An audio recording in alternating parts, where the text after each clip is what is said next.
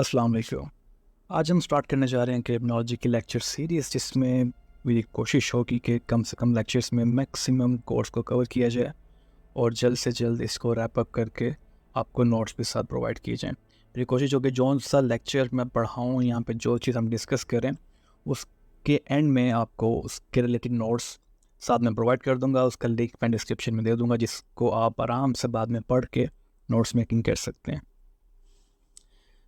Step wise चलेंगे हम, according to syllabus चलेंगे हम। मैक्सिमम टॉपिक्स और सबसे ज़्यादा इम्पोर्टेंटली जो सिग्निफिकेंट टॉपिक्स हैं जो एग्ज़ाम्स में हम रिपीटेडली आ रहे हैं, हम कोशिश करेंगे कि उन पर ज़्यादा फोकस करें, बाकी चीज़ें भी कवर करेंगे। आज जो टॉपिक हम कवर करने जा रहे हैं उसका नाम है crime, criminality, criminal behaviour, criminology और क्रिमिनल लॉ। आइए स्टार्ट करते हैं। बिस्मिल्लाहिर्रहमानिर्रहीम। स्टार्ट करते हैं क्राइम से। क्रिमिनोलॉजी के बारे में पढ़ने से पहले बहुत ज़रूरी है कि हम बाकी चीज़ें डिस्कस कर लें। क्राइम क्या है, क्रिमिनलिटी क्या है, क्रिमिनल बिहेवियर क्या है। उसके बाद क्रिमिनोलॉजी को समझना, उसको डिफ़ाइन करना इतना आसान हो जाएगा कि आप लोग खुद कर लेंगे। तो क्राइम के बारे में बात करते हैं।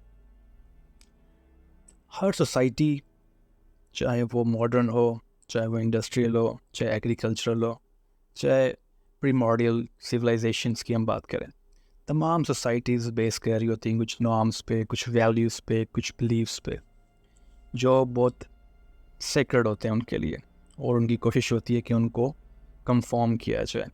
लेकिन डेविएंट बिहेवियर इंसान की नेचर में, इंसान डेविएट करता है स्टैंडर्ड से। इस स्टैंडर्ड से जब इंसान डेविएट करता है तो उसको इन ऑर्डर रखने के लिए कुछ ना कुछ सेट ऑफ रूल्स रखे जाते हैं। उन सेट ऑफ रूल्स को आम अल्फाज में आजकल क्रिमिनल लॉ कहा जाता है। और जो भी इंसान उन सेट ऑफ रूल्स की, प्रोसीजर्स की वायलेशन करता है, उनकी खिलाफ वर्जी करता है, उन नॉर्म्स को तोड़ता है जो डिफाइंड होती हैं, उन वैल्यूज़ के ख़िलाफ़ जाता है जो डिफाइंड होती हैं, आम अल्फाज में उसे क्राइम कहते हैं। अब क्राइम की कुछ डेफिनेशंस जो मुख्तलिफ फ़िलासफ़र्स ने दे रखी हैं, वैसे तो बहुत से फ़िलासफ़र्स ने दे रखी हैं, लेकिन चंद जो बहुत इम्पोर्टेंट हैं वो हम पढ़ते हैं और उनको डिफ़ाइन करते हैं।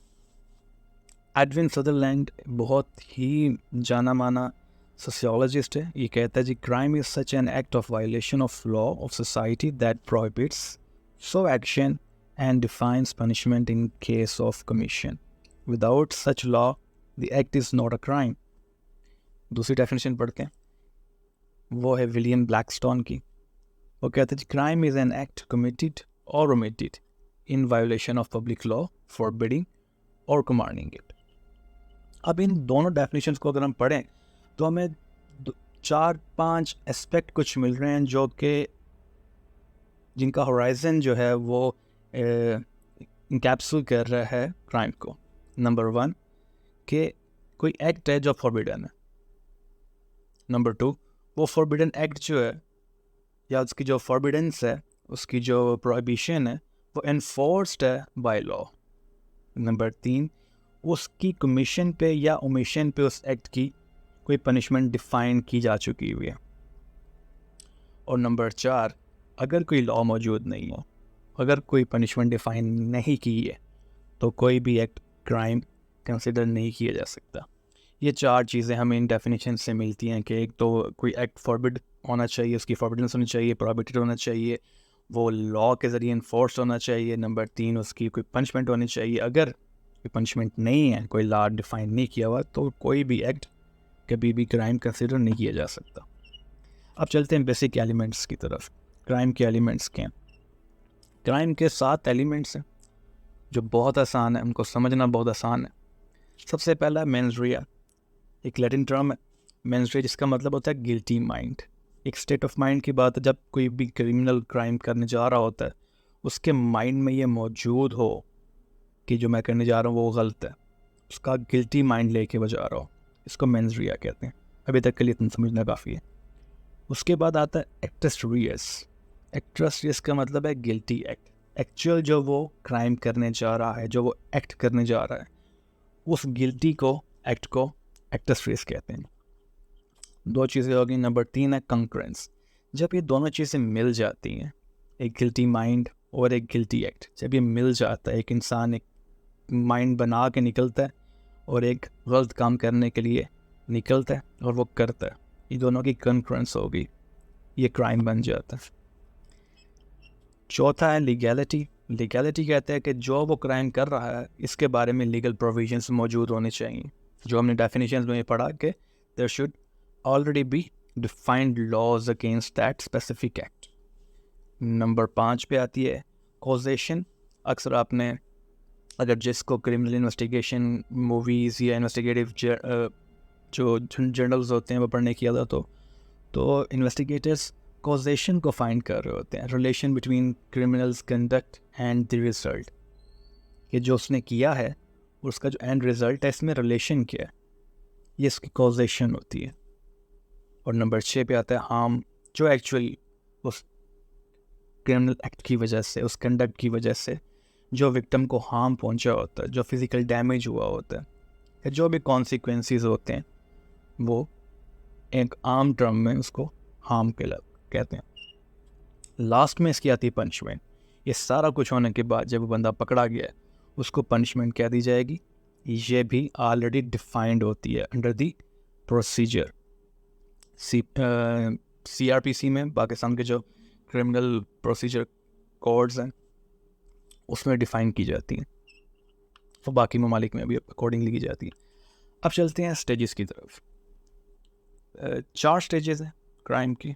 Number 1 intention, number 2 preparation, number 3 attempt, number 4 accomplishment. Intention में ये है कि एक बंदे ने साइकोलॉजिकली और मेंटली अपने आप को तैयार किया कि मैं क्राइम करूँगा, दैट्स द फर्स्ट स्टेज, वो मेंटली रेडी है। नंबर 2, उसने रिसोर्सेज इकट्ठा करना शुरू कर दिए। लेट्स से उसने अगर किसी नाइफ से वार करना किसी शख्स पे, तो उसने एक अच्छा सा चाकू लेके आ गया और साथ ही ग्लव्स वगैरह लेके आ गया कि उसके फिंगरप्रिंट्स वगैरह ना आए। That's is preparation stage, second stage. Third stage है अटेम्प्ट। अब वो निकला है, direct movement toward the execution of crime. घर से निकला है, स्पॉट पे जा रहा है, वो ऑफिस जा रहा है, वो किसी एकेडमी जा रहा है, वो किसी स्कूल जा रहा है, वो किसी शॉप पे जा रहा है, कहीं भी जा रहा है जहाँ पे वो टारगेट उसका मौजूद है। This is an attempt. इसमें वो सक्सेसफुल भी हो सकता है, इसमें वो फेल भी हो सकता है, अभी तक उसको अकम्पलिशमेंट हासिल नहीं हुई है। That is the third stage कि वो अटेम्प्ट कर रहा है। फोर्थ स्टेज इसकी है अकम्पलिशमेंट, जहाँ पे वो जो क्राइम करने निकला है वो क्राइम वो कर देता है, उसको अकम्पलिश कर देता है। अगर उसने किसी को शूट करना था, किसी को नाइफ से स्टैब करना था, वो कर देते हैं।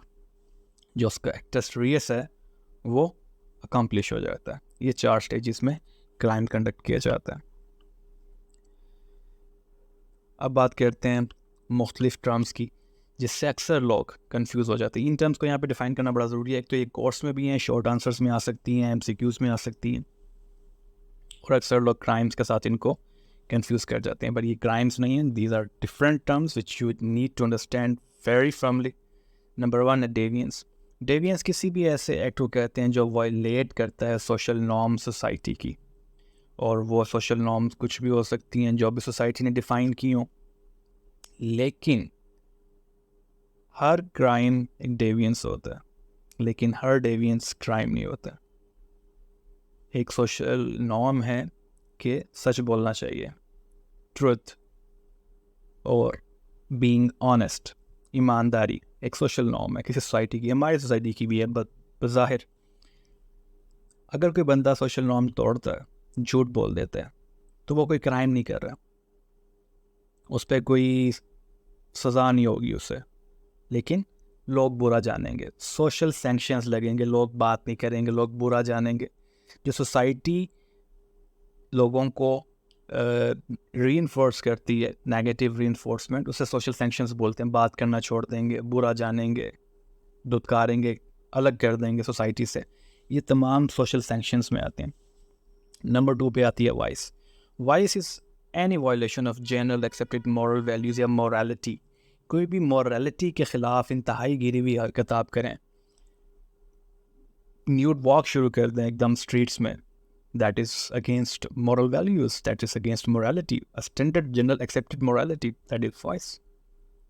किसी भी मुस्लिम सोसाइटी में आप सरेआम अल्कोहल पीना शुरू कर दें, खैर ये तो सिंध में भी आ सकता है, लेकिन अगर किसी और डिसेंट सोसाइटी में जहाँ पे अल्कोहल को अच्छा नहीं समझा जाता, लेकिन वहाँ पे पीना गुनाह नहीं है लेकिन अच्छा नहीं समझा जाता, तो वहाँ पे वाइस कहलाएगी। सिन कोई भी ऐसा एक्ट जो वायलेट करता है the right of God, meaning कि खुदा ने कुछ अपने अहकामात दे दिए हैं, कमांडमेंट्स आ गई हैं खुदा की, उन कमांडमेंट्स की वायलेशन करना। फॉर एग्ज़ाम्पल नमाज ना पढ़ना, यहाँ पे झूठ बोलना भी आप कह सकते हैं, बेईमानी करना, किसी से वादा किया है वो पूरा ना करना, ये तमाम गुनाह हैं। लाजमी नहीं है कि ये क्राइम भी हो। क्राइम सिर्फ वो है जिसके बारे में कानून में, कोड में लिखा जा चुका है कि ये करना क्राइम है, ये ना करना क्राइम है, और ये करने पे या ये ना करने पे पनिशमेंट होगी। ये हमेशा याद रखना है। अगर किसी चीज़ के बारे में, किसी चीज़ की कमीशन के बारे में या ओमिशन के बारे में, ओमिशन से मुराद है कि किसी चीज़ का करना कहा गया था, फॉर एग्जांपल कि आपको टैक्स जमा करवाने का कहा गया था और आपने नहीं करवाया, ये ओमिशन है, ओ से ओमिशन। और आपको कुछ काम करने से मना किया गया था लेकिन आपने वो किया है, आपको मना किया गया था कि यहाँ पे पार्किंग नहीं करनी है, आपने पार्किंग की है, तो ये कमीशन है। तो किस चीज़ का कहा हो और नहीं किया, या किस चीज़ का नहीं मना किया था वो किया, इन दोनों करने पे अगर पनिशमेंट्स रखी हुई हैं और कानून में लिखा हुआ गया है तो ही वो क्राइम होगा। उसके बाद बात करते हैं ऑफेंस की। ऑफेंस कहा जाता है किसी भी बहुत छोटी इंटेंसिटी के वायोलेशन को, क्राइम को, इसलिए उसको हम क्राइम नहीं कहते हैं, उसे हम खाली ऑफेंस कहते हैं। For example violating traffic rules. इसके अलावा अगर कोई माइनर जो अभी अपनी अडल्टहुड पे ना पहुंचे और पाकिस्तान में अडल्टहुड की एज 18 ईयर है, तो जो शख्स 18 साल की उम्र अभी तक क्रॉस नहीं कर चुके, क्राइम नहीं कहेंगे, क्रिमिनोलॉजी में उसको ऑफेंस कहा जाता है, उसको हमेशा ऑफेंडर कहा जाएगा, क्रिमिनल नहीं कहा जाएगा। ये माइनर्स का बहुत डिटेल में हम डिस्कस करेंगे जुवेनाइल डेलिंक्वेंसी के चैप्टर में, जब हम वो डिस्कस करेंगे तो ये सब चीज़ें आपको मज़ीद क्लियर होती जाएंगी। आगे बात करते हैं कॉन्सेप्ट ऑफ क्रिमिनलिटी क्या है। क्रिमिनलिटी बेसिकली बात करता है कि traits and characteristics of criminals के बारे में। ये अभी भी बहुत डिबेटेबल टॉपिक है in the field of criminology, in the field of sociology. बहुत से सोशियोलॉजिस्ट और क्रिमिनोलॉजिस्ट इसके बारे में बहुत सी थीरीज दे चुके हैं, जिनमें वो बता चुके हैं कि कौन कौन से क्रिमिनल ट्रेड्स, कौन कौन से कैरेक्टरिस्टिक्स क्राइम करने वाले क्रिमिनल्स में मौजूद होते हैं जो कॉमन है। और ये कैरेक्टरिस्टिक्स जो मौजूद होते हैं, उनकी जो टेंडेंसी होती है, इसको क्रिमिनलिटी बोलते हैं। किसी भी शख्स में क्या क्रिमिनलिटी है और ये कौन कौन से कैरेक्टरिस्टिक्स हैं, ये बहुत सी थीरीज हम पढ़ेंगे जब थ्योरेटिकल फ्रेमवर्क में जाएंगे। मुख्तलिफ सोशियोलॉजिस्ट ने ये थीरीज दे रखी हैं, इनको हम एक्सटेंसिवली पढ़ेंगे और डिस्कस भी करेंगे।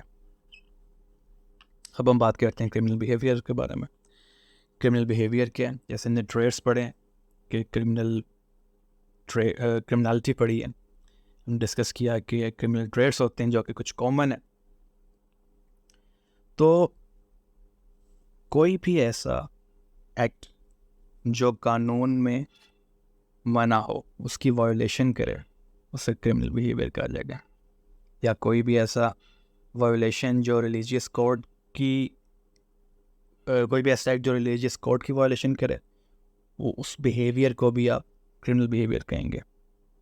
या सोशल नॉर्म्स की वायोलेशन करे, या ऐसा एक्ट जो कॉज करे किसी को साइकोलॉजिकल स्ट्रेस या मेंटल डैमेज, इन सब एक्ट्स की जो टेंडेंसी है, जो बिहेवियरल अप्रोच है टुवर्ड्स दीज एक्ट्स, जो कि लॉ को वायलेट कर रहे हैं, जो रिलीजियस कोड को वायलेट कर रहे हैं, जो सोशल नॉर्म्स को वायलेट कर रहे हैं, जो दूसरे लोगों को स्ट्रेस दे रहे हैं, मेंटल डैमेज दे रहे हैं, इन सब बिहेवियरल अप्रोच को कहते हैं क्रिमिनल बिहेवियर। अगर ये टेंडेंसी किसी में पाई जाए, उस शख्स के बिहेवियर को कहा जाएगा कि that specific person has criminal behaviour. अब आगे बात करते हैं कॉजेज़ क्या होती है। अच्छा, ये कॉजेज़ हम डिस्कस करेंगे थ्योरेटिकल पर्सपेक्टिव में बहुत डिटेल में। अभी सिर्फ चंद एक बाय नेम जो है हम डिस्कस कर लेते हैं, बनाम हम डिस्कस कर लेते हैं, जैसे फाइनेंशियल प्रॉब्लम्स हो जाती हैं, गुर्बत हो, पॉवर्टी हो, तो इंसानों की टेंडेंसी बढ़ जाती है। गुर्बत में इंसान क्या करेगा? खाने पीने को रोटी नहीं, क्या करेगा? बाहर जाएगा, चोरी करेगा, डकैती करेगा, किसी का कत्ल करेगा, कुछ भी करेगा, पैसा लेके आना, सबको खाना खाना है। उसके बाद लो सोशल स्टेटस, मार्जिनलाइजेशन, जब क्लासिज्म में लोग देखते हैं अपने से ऊपर के, ऊपर वाला ऊपर से ऊपर जा रहा है, नीचे वाला नीचे से नीचे जा रहा है, एक मार्जिनलाइजेशन की सेंस पैदा होती है, एक निचले तबका होने की सेंस पैदा होती है, एक हेट्रेड पैदा होता है दूसरे के लिए। इस सेंस क्रिएट होने के बाद भी लोग क्राइम करते हैं। फिर जेनेटिक साइकोलॉजिकल डिसऑर्डर्स भी होते हैं, कई लोगों को वैसे ही ज़हनी मसाइल हो जाते हैं, उनको क्राइम करने में मज़ा आता है, लोगों को तकलीफ़ देने में मज़ा आता है। स्टोरीज़ भरी पड़ी हैं इस तरह के टॉपिक्स से। तो ये सब कॉजेज़ वगैरह क्यों होते हैं, ये थ्योरेटिकल फ्रेमवर्क में सोशियोलॉजिस्ट ने बहुत डिटेल में डिस्कस की हैं, और जब हम वो डिस्कस करेंगे थ्योरेटिकल फ्रेमवर्क्स, तो हम ये चीज़ें बहुत डिटेल में डिस्कस करेंगे। अब हम जंप करते हैं ये सब पढ़ने के बाद क्रिमिनोलॉजी पे। अब आपके लिए क्रिमिनोलॉजी पढ़ना या क्रिमिनोलॉजी को डिफ़ाइन करना बहुत आसान हो जाता है। तो हम लेक्सिकल मीनिंग्स देखते हैं इसके कि ये डिराइव कहाँ से हुई है। लैटिन वर्ड है क्राइमेन, जिसका मतलब होता है टू चार्ज समवन या टू एक्यूज समवन, या एक्यूजेशन। और एक ग्रीक वर्ड है लॉजिया, जिसका मतलब होता है स्टडी ऑफ। तो अगर इस दोनों वर्ड्स को मिला के पढ़ें और उसका मतलब निकालने की कोशिश करें, तो आम अल्फाज में criminology means the study of crime. Basically criminology sociology की एक ब्रांच है, जो कि एक साइंटिफिक स्टडी है क्रिमिनोलॉजी, जो डिस्कस करती है, जो इनकम्पास करती है क्रिमिनलिटी को, क्रिमिनल बिहेवियर को, क्रिमिनल प्लेस को, प्लेस ऑफ क्राइम को, स्कोप ऑफ क्राइम को, रीजंस ऑफ क्राइम को, कॉजेज ऑफ क्राइम को। इन सब चीज़ों को मुख्तलिफ डायमेंशन से देखती है। और मुख्तलिफ इंस्टीट्यूशन जो पाकिस्तान में, फॉरेन अब्रॉड, हर ममालिक में ये इंस्टीट्यूशन जो होते हैं, इनको लॉ इन्फोर्समेंट एजेंसीज़ बोलते हैं। इस तरह पाकिस्तान में पुलिस है, नैब है, FIA वगैरह, इन सब एजेंसीज़ में क्रिमिनोलॉजिस्ट होते हैं जो इन सब चीज़ों से डील करते हैं।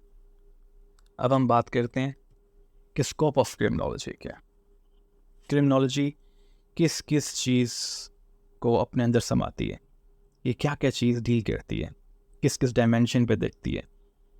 सबसे पहले frequency of crime, how often the crime is happening in society. Number 2 पे location of crime, which are the vulnerable locations for crime. Number 3 पे आती है causes of crime, what are the causes of crime being committed in society. Number 4 पे आती है types of crime, means what types of crime are being committed. Number 5 पे आती है social and individual consequences, यानी कि what are the consequences of crimes on individuals and society at large. Number 6 पे आती है individual reaction of crime, फिर social reaction to crime, and then states या government's reaction to crime. एक individual crime को किस तरह देख रहा है सोसाइटी में, या सोसाइटी खुद at large एक crime को किस तरह देख रही है, वो उसको डिटेस्ट कर रहे हैं, किस लेवल पर डिटेस्ट कर रहे हैं, बुरा जान रहे हैं, किस लेवल पर बुरा जान रहा है, या गवर्नमेंट किस तरह देख रही क्राइम को। इसका क्या मतलब है कि वो क्राइम के बारे में कितनी सीरियस है, लेजिस्लेशन कर रही है, लॉ इन्फोर्समेंट को स्ट्रिक्टली ऑर्डर्स दे रही है, लॉ इन्फोर्समेंट खुद से क्या कर रहे हैं, एक्शन ले रहे हैं, नहीं ले रहे। ये तमाम जो 8 पॉइंट हैं, ये घेराव करते हैं क्रिमिनोलॉजी का, ये डील करती है क्रिमिनोलॉजी, ये है स्कोप क्रिमिनोलॉजी का। अब हम बात करते हैं सिग्निफिकेंस ऑफ क्रिमिनोलॉजी। ये जितनी चीज़ें हमने ऊपर स्कोप में डिस्कस की, ये ही डिफ़ाइन करती हैं कि क्रिमिनोलॉजी कितनी सिग्निफिकेंट है। अगर क्रिमिनोलॉजी के अलावा क्राइम्स के बारे में बात की जाए, तो मोस्टली लोग सिर्फ ये देखेंगे कौन सा क्राइम हो रहा है, या बहुत हद होगी तो ये सोचने की कोशिश करेंगे कि वो क्राइम क्यों हो रहा है, और बस एक छोटी वजह उन्हें मिलेगी, वो दूर करने की कोशिश करेंगे। ऐसा सदियों से होता आ रहा था, लेकिन क्राइम बढ़ते जा रहे थे और बढ़ते जा रहे हैं, लेकिन उनको काबू करना बड़ा मुश्किल है। लेकिन क्रिमिनोलॉजिस्ट जो हैं, उन्होंने इन डेप्थ जाके स्टडी करना शुरू किया इसको, और यही चीज़ सिग्निफिकेंस बढ़ाती है क्रिमिनोलॉजी की। क्यों? उन्होंने पता करना शुरू किया फ्रीक्वेंसी ऑफ क्राइम क्या है, कि क्राइम रेट बढ़ रहा है या कम हो रहा है, कितने क्राइम पर डे हो रहे हैं, कितने क्राइम पर वीक हो रहे हैं, फिर पर मंथ और एनुअल रेट ऑफ क्राइम के, फिर लोकेशन ऑफ क्राइम्स के हैं, कौन से शहर ऐसे हैं जहाँ पे क्राइम ज़्यादा है, कौन से इलाके ऐसे हैं उन शहरों में जहाँ क्राइम ज़्यादा है, देन कॉज ऑफ क्राइम, फिर वजूहात क्या हैं क्राइम की, जहाँ जहाँ ज़्यादा क्राइम हो रहे हैं आपने फ्रीक्वेंसी देख ली, लोकेशन देख ली, अब वजूहात क्या हैं वहाँ पे, क्या वो पॉवर्टी रिटर्न इलाके हैं, क्या वो पोश इलाके हैं, क्या वो मार्जिनलाइज इलाके हैं, क्या वहाँ पे रेशियल डिस्क्रिमिनेशन बहुत ज़्यादा है, क्या वजह। देन टाइप ऑफ क्राइम, जो क्राइम वहाँ पे हो रहे हैं वो किस तरह के हैं, स्ट्रीट क्राइम्स हो रहे हैं, टेररिज्म हो रहा है वहाँ पे, और किसी किस्म के इस तरह के क्राइम्स हो रहे हैं, कौन से क्राइम्स हो रहे हैं वो चेक किए जाते हैं। फिर चेक किया जाता है कि सोशल और इंडिविजुअल कॉन्सिक्वेंसेस क्या हैं क्राइम के। ये चीज़ बढ़ाती है सबसे ज़्यादा सिग्निफिकेंस, कि आपने चेक किया कि जितने भी क्राइम हो रहे हैं उनका इम्पैक्ट, उसका असर एक सोसाइटी पे और इंडिविजुअल्स पे क्या आ रहा है, क्या लोगों की अमवात हो रहे हैं, क्या लोगों को नफ्सियाती तौर पे मसाइल पैदा हो रहे हैं, क्या लोगों की जान और माल को ख़तरा है, क्या मसला क्या हो रहा है। उसके बाद फिर इंडिविजुअल कैसे दिखता है और गवर्नमेंट और सोसाइटी एट लार्ज कैसे दिखती है। इन सब बातों के बावजूद